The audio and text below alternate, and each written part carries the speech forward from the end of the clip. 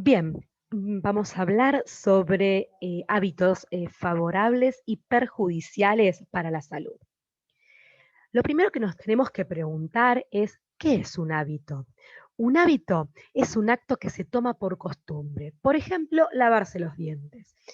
Eh, por costumbre, todos los días, antes de salir de mi casa, me lavo los dientes. Este es un hábito. Yo no tengo que pensar, tengo que lavarme los dientes. Lo hago prácticamente instintivamente. Me sale naturalmente. Es una costumbre. El ser humano es capaz de acostumbrarse a una acción, justamente hasta llegar a ese punto en donde necesitarla para estar bien consigo mismo. O sea, necesita, por ejemplo, en el caso de lavarnos los dientes, necesitamos, ya es nuestra costumbre y lo necesitamos para sentirnos bien con nosotros mismos. Por lo tanto, el hábito sí se genera por tres factores que se relacionan entre sí. Por un lado, el deseo, la motivación, el querer hacerlo. En segundo lugar, el saber, la teoría, qué hacer y por qué hacerlo. Cómo llevarlo a la práctica es el tercer punto, es decir, adquirir la habilidad de cómo hacerlo.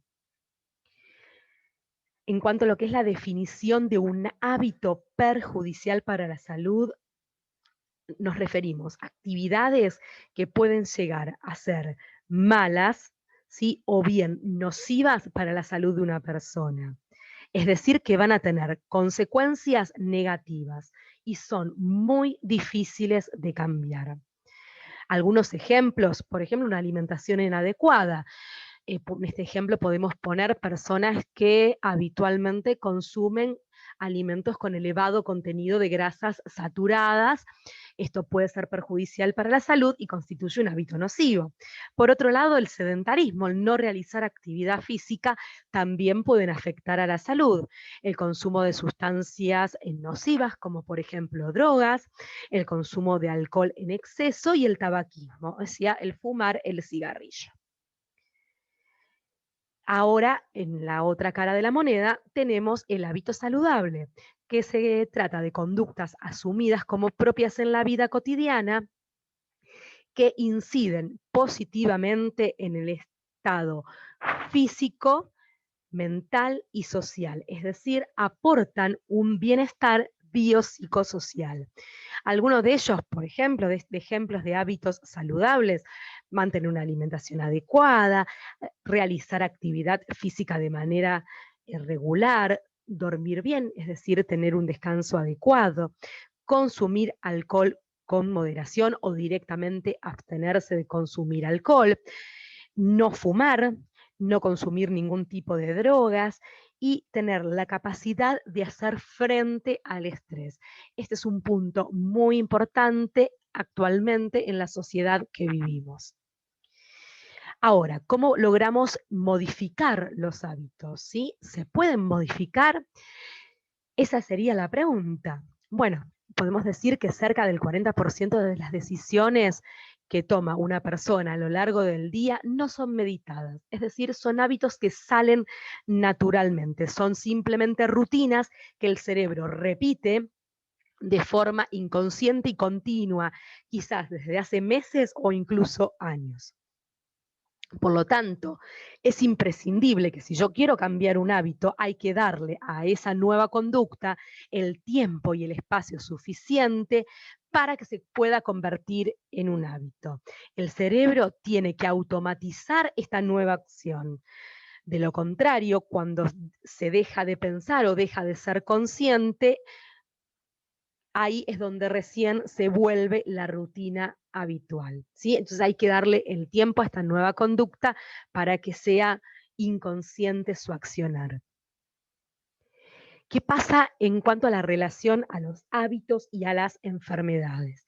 El mantener hábitos poco saludables va a favorecer el desarrollo de ciertas enfermedades, como por ejemplo las enfermedades crónicas no transmisibles que vamos a comenzar a ver a partir de la próxima clase.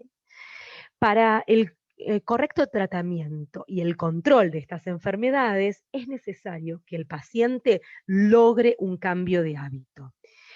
Pero lo primero es aceptar la enfermedad para luego poder modificar ese hábito. Para poder aceptar la enfermedad y luego poder generar un cambio de hábito, tenemos que pensar en las fases del cambio. La primera fase es la precontemplación. En esta fase no somos conscientes del problema. La persona va al médico, el médico le dice, por ejemplo, eh, tus laboratorios me dicen que vos tenés diabetes. La persona no va a ser consciente de ese problema. Va a decir, yo no, no puedo tener este problema, no lo acepto, no lo ve, no lo visualiza. Una vez que la persona empieza a cuestionarse ese problema, a decir, bueno, sí, es cierto, tengo diabetes, lo tengo que aceptar y necesito cambiar mis hábitos para mejorar mi estado de salud, la persona pasa a la segunda fase, que es la fase de la contemplación. En esta fase empezamos a pensar en que es necesario cambiar. Sí, ahí está el problema, lo veo, lo acepto y sé que lo tengo que cambiar, pero todavía no empiezo a accionar sobre ese problema, ni tengo intenciones de hacerlo. La siguiente fase, o sea, la tercera fase es la preparación.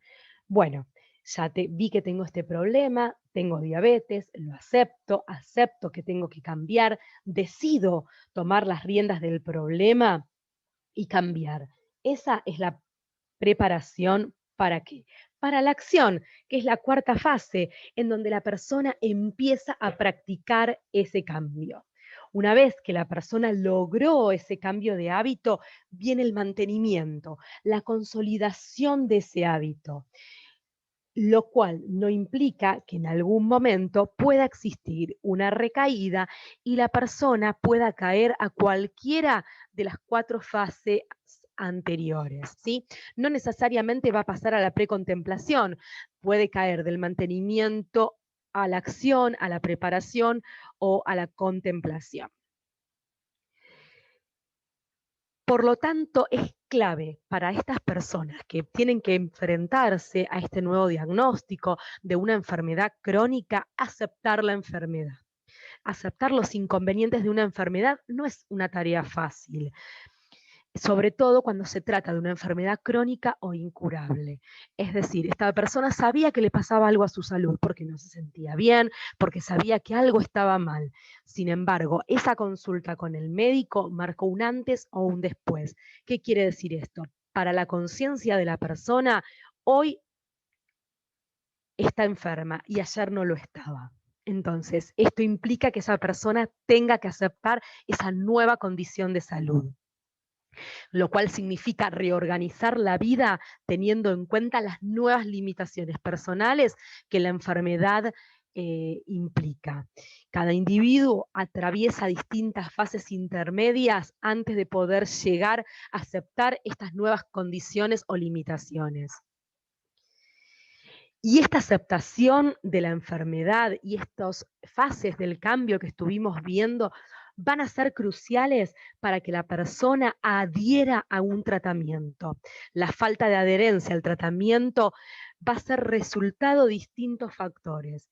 No solamente la persona en sí misma, sino también los profesionales de la salud, llámense médicos, enfermeros, nutricionistas, todos los agentes de salud podemos influir en la adherencia del tratamiento de la persona, ya sea de manera positiva o negativa. Y por último, también la enfermedad en sí misma y las características propias de dicha enfermedad. Por eso es importante trabajar con aquellos enfermos crónicos lo que llamamos el empowerment o empoderamiento, que es un proceso de educación que está diseñado para ayudar a los pacientes a desarrollar el conocimiento, las habilidades, las actitudes y por lo tanto el grado de autoconciencia de la enfermedad. De esta manera, el paciente va a poder asumir las riendas, es decir, la responsabilidad del cuidado de su propia salud y de todas las decisiones que tome en torno a esta salud. El empowerment tiene 4 pilares fundamentales. Primero, la conciencia, es decir, la conciencia del paciente en cuanto a su enfermedad, a las complicaciones, a los riesgos, al tratamiento y a la importancia de dicho tratamiento. En segundo lugar, la libertad. Si el paciente es consciente de todos los aspectos que mencioné anteriormente, va a tener y tiene la libertad de tomar sus propias decisiones en cuanto a su salud. Un paciente puede conscientemente decidir, por ejemplo, no cuidarse, decidir, por ejemplo, no tomar la medicación. Es decir, que esta libertad lo conduce al tercer punto, que es la elección.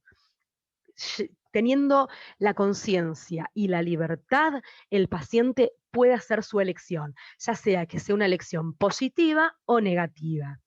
¿Por qué? Porque ahí es donde cae el cuarto pilar, que es la responsabilidad. La responsabilidad del cuidado de la salud del paciente crónico es el propio paciente. ¿Sí? Nosotros, los profesionales de la salud, vamos a guiar a los pacientes para que dentro de estos 4 pilares, el paciente asuma la responsabilidad de su enfermedad, haga una elección saludable, acorde a la libertad y al conocimiento que ayudamos a impartir. Las metas del modelo para el empowerment incluyen el manejo de la enfermedad, el mejoramiento de la calidad de vida para aquellos afectados por la enfermedad, la prevención de problemas previsibles, el ahorro de costos, ya sea humanos y económicos. Como ya dijimos anteriormente, los profesionales de la salud pueden dar el apoyo a los pacientes para transitar su enfermedad, pero la responsabilidad recae en el paciente. Y para finalizar, les dejo una frase, ¿sí?, de Aristóteles para que pensemos y reflexionemos un poquitito en ella. Somos lo que hacemos en repetidas ocasiones. La excelencia, entonces, no es un acto, sino un hábito. Muchas gracias. Con esto finalizamos la presentación.